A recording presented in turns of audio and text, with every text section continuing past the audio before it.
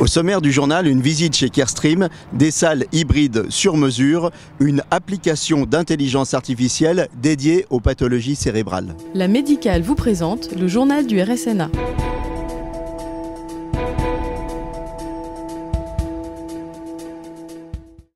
Je suis avec Laurent Bouilloux et on commence le Carestream Tour. Alors, qu'est-ce qu'il y a de nouveau chez Carestream cette année au RSNA? Donc cette année, nous avons le DRX Révolution Nano, qui est un mobile de radiologie avec une nouvelle technologie de carbone nanotube. Donc un mobile très très léger, 95 kg, qui se move très facilement. Et puis avec une décoration spécifique là ici pour la pédiatrie, qui confère à l'ensemble un nouveau produit. Donc c'est vraiment une très grande nouveauté. Nous sommes passés de la partie proto il y a quelques années à un produit qui sera lancé dans le début de l'année 2018. On continue le tour. On-Site 3D Extremity System. Alors qu'est-ce que ça veut dire tout ça? Alors c'est un appareil très simple, innovant sur la partie imagerie 3D. C'est un code beam scanner permettant en fait de l'imagerie 3D en charge ou pas sur les extrémités des membres supérieurs et des membres inférieurs. Donc on a enfin accès à des éléments mécaniques comme notamment la réalisation en 3D d'une imagerie du genou par exemple, chose qui était réalisée aujourd'hui via le scanner traditionnel en position couchée. Le DRX Evolution Plus. Le DRX Evolution Plus, c'est une solution radiologique pour destinée majoritairement aux salles d'urgence ou aux salles de consultation, orientée autour toujours du même capteur plan, le DRX Plus. Une salle entièrement robotisée, motorisée, asservie, qui confère énormément d'ergonomie aux utilisateurs et qui aide à lutter contre les TMS.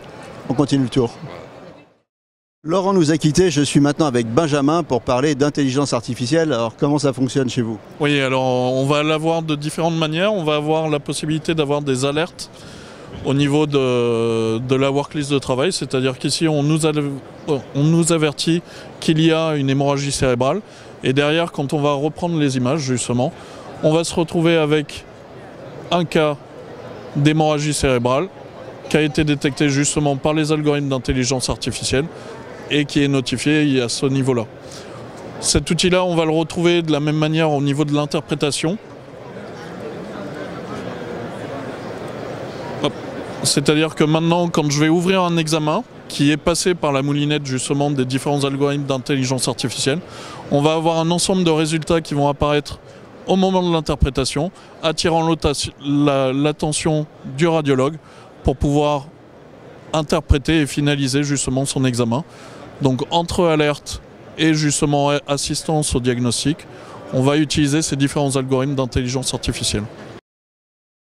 IMRIS, c'est le nom de la société. Elle s'adresse aux neurochirurgiens et aux radiologues et ils font des salles de contrôle IRM péropératoire. Andy, tell us about your room, the room that you design. Yes, thank you. IMRIS creates the most innovative interoperative theaters in the world. We combine a hanging MR technology to give neurosurgeons a real-time view of how they're proceeding in the removal of a cancerous tumor in the brain. By doing this, we design, we create, and we support these theaters with architects, clinical workflow specialists, as well as biomedical engineers. As we're going to see on the video footage, you can operate different rooms at the same time. It is true. Operating rooms are precious commodities in hospitals, and so our rooms are designed so that they can be used for multiple procedures. When the procedure is happening in one theater, the magnet can be used in another, so that they can maximize the efficient use of this important tool, this MRI machine. This is a very important tool, and what is the purpose for a surgeon to have this tool? So the most common brain cancer, the glioblastoma, is probably the most aggressive cancer that's attacked. However, we see people operating all the way down into the spine in our environments. So the procedures are quite diverse. And we see neurosurgeons expanding that use every day. They're quite innovative. Okay. And you told me that the purpose is to double-check the result of the operation while we are actually operating. That is true. Unfortunately, the neurosurgeon is one of the few specialties that does not have the benefit of real-time imaging. And so as a result, our system gives them a chance to understand if they actually got all the tumor before they close and transport the patient outside of the sterile field. which prevents possibly a second procedure. L'IRM accessible aux tout petits, et quand je parle de tout petits, je parle de bébés prématurés, c'est désormais possible grâce à Aspect Imaging. So, Andrew, what are the main features of this very brand new device? Well, thank you. This is our launch, and the main features are we have a small compact MRI for the neonatal intensive care unit. The main idea is that with no safety zone, we can have a situation where the parents, the neonatologists, the staff can be exactly at the front of the magnet where they're needed in the case of a scan. So this is really new. There is no safety zone. I mean, the field stops here, right here. That's correct, yes. Unlike conventional scanners where there's a stray field, the field is contained, so there is absolutely no safety zone, and conventional monitoring vital sign instrumentation can be used outside. Okay, so how does it work? Okay, so I'll move there out.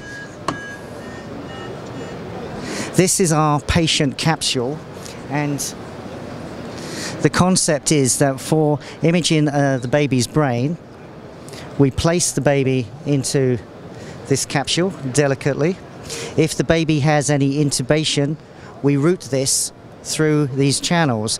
There's no connection, disconnection, reconnection of any cables, monitoring leads at all.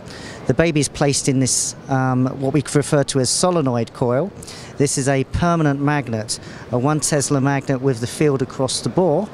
When the baby is placed and not sedated, we feed the baby 15 minutes approximately before imaging, place in the scanner, like so, and then we insert the baby into the magnet, and I can do this for you.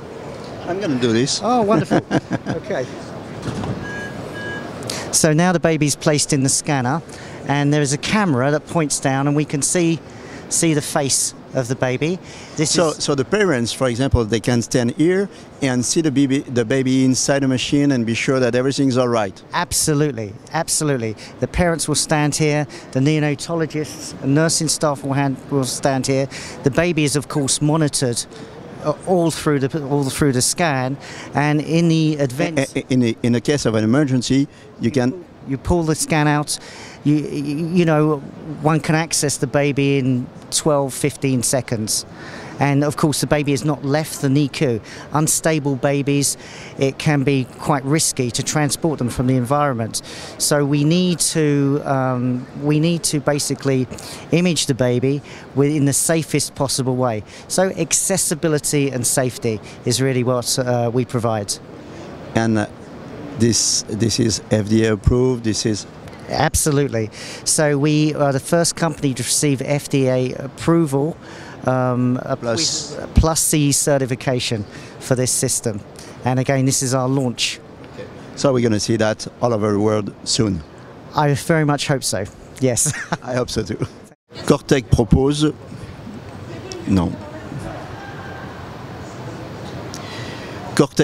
un outil ultra précis d'évaluation et de suivi dans le temps de lésions cérébrales qui peuvent s'appliquer à Alzheimer, à l'épilepsie et à bien d'autres maladies. We help doctors quantify the volume loss inside the brain.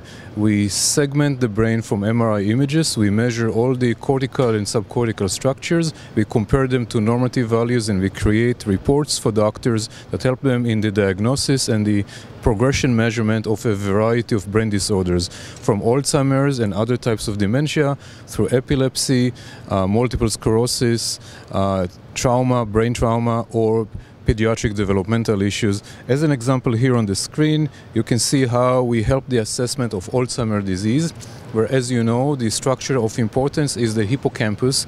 So we measure the hippocampus and we compare it to normative values by age and by gender. Here on the right side, you can see the volume of the hippocampus by age for a specific patient. The white area is the normative database, where the line in the middle is the median, plus or minus 2 standard deviation. This is the last measurement that was done on the patient at 79 years old. You can see that it's way outside of the range of normal, so it's not good. You can see 2 previous measurements, and you can see that the trend of brain volume loss over time is much faster than what's normal. You can also see the ventricles around the brain, around the hippocampus. You can see that the volume of the ventricles is growing at the same time that the volume of the hippocampus is shrinking. This is clear evidence that helps in the assessment of Alzheimer's, and for a patient like that, it's objective measurement, objective evidence that this patient may have Alzheimer's. This is for Alzheimer, but obviously you can assess other type of disease. Yes, we can assess epilepsy by measuring asymmetry. We can assess multiple sclerosis by measuring both brain volumes and lesion volumes. We measure the lesions, we count the lesions, we measure the anatomic distribution of the lesion. That helps in the assessment of that. We also help in the assessments of brain trauma, of soldiers, of athletes like football players or boxers or hockey players and so on, and we also help in the assessment of children. So instead of naked eyes, now they've got a very accurate tool to assess all this and to monitor it on the time. Yeah, the current practice is for radiologists to look at images with what I call eyeballing, with naked eye, trying to assess whether a structure is normal or not normal for the age and the gender. This is very difficult to do with naked eyes, and what we do is we give quantitative and objective measurements of what's going on currently for the patient and compare it to previous measurements that were done on that patient. La Médicale vous a présenté le journal du RSNA.